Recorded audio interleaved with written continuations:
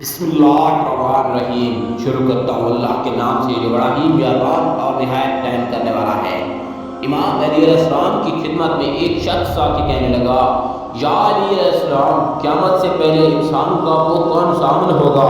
جو اللہ کی ناراضگی کا سب سے بڑا سبب بنے گا؟ بس جیسے ہی یہ پوچھا گیا تو امام علی علیہ السلام نے فرمایا، اے بندہ خدا، یاد رکھنا قیامت سے پہلے انسان کو بیمار کرنا شروع ہو جائیں گے۔ وہ کہنے لگا، یا علیہ السلام، وہ کیسے؟ امام علیہ السلام نے فرمایا،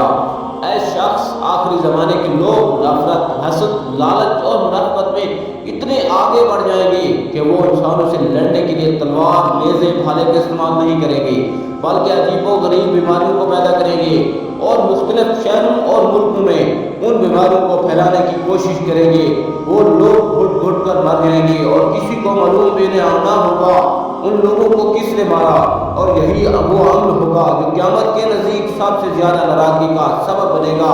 تو وہ کہنے لگا، یا علیہ السلام، اگر اس دور میں انسان ان بیماریوں سے بچنا چاہے تو کیا کرے؟ امام علیہ السلام نے فرمایا، اے شخص، اس دور میں انسان دولت کے نشے میں اتنے مست ہو جائیں گے اور ایسی ایسی چیزیں بنانا شروع کر دیں گے جو ان کے ماحول کو آلودہ رکھیں گی۔ اگر اس دور کے لوگ صفائی کو مقدم رکھیں اور ایسی جگہ پر رہنا شروع کر دیں جہاں زیادہ سے زیادہ درخت ہوں اور مٹی کے برتن میں پانی پینا شروع کرتے ہیں، اپنے پانی کو مٹی کے برتن میں رکھنا شروع کر دیں اور رکھا ہوا کھانا کم کرتے ہیں، تو اللہ ان ہزاروں بیماریوں سے اپنی پناہ میں رکھے گا۔